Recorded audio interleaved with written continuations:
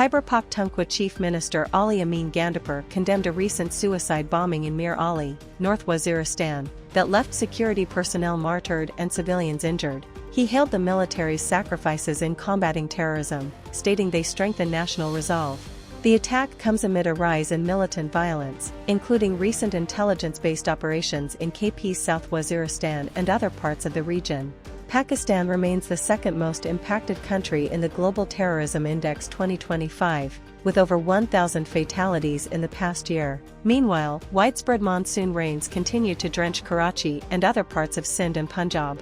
The Met Office issued urban flooding alerts and warned of infrastructure damage due to persistent thunderstorms and strong winds. Karachi witnessed 2 rain-related deaths from electrocution, while Punjab reported 14 deaths in 4 days, largely from collapsing roofs and walls. Rescue efforts remain ongoing, with PDMA urging caution during travel and adverse conditions. In KP Swat district, flash floods swept away several individuals, killing 14 and leaving 10 missing. The provincial government suspended officials for negligence and launched an inquiry.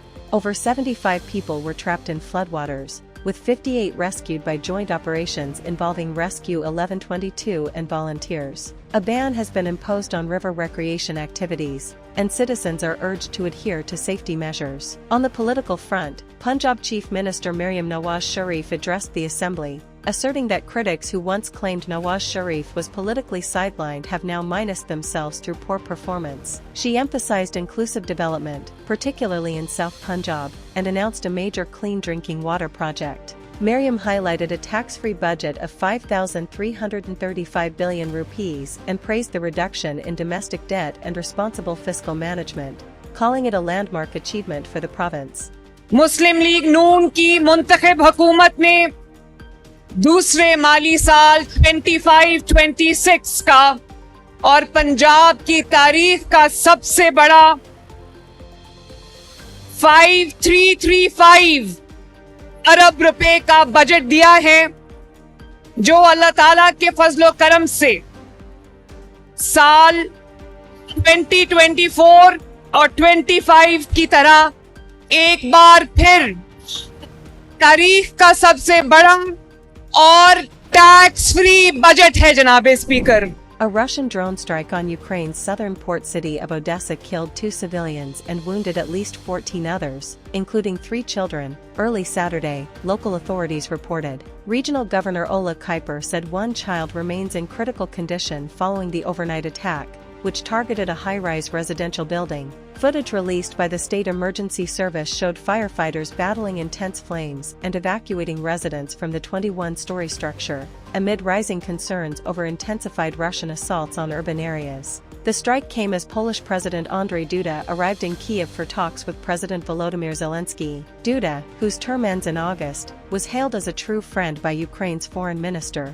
Andriy Sybiha. His visit comes at a critical moment for Kyiv, which is facing mounting battlefield pressure and seeking renewed diplomatic and military backing from Western allies. Meanwhile, Russian President Vladimir Putin said on Friday that Moscow plans to cut its military spending beginning next year, contrasting it with NATO's decision to ramp up defense budgets to 5% of GDP over the next decade. Putin claimed Russia was not preparing for aggressive actions and thanked U.S. President Donald Trump for peace efforts, though he acknowledged that ending the war has proven more complex than initially believed. Western leaders remain skeptical of Putin's intentions, especially as Russia continues its offensive and diplomatic progress remains stalled. The Kremlin claims it is in contact with Ukrainian negotiators and offered to return the bodies of 3,000 fallen Ukrainian soldiers. Despite Putin's talk of budget cuts, Russia's 2025 defense spending stands at its highest level since the Cold War, with defense now consuming over 6% of GDP,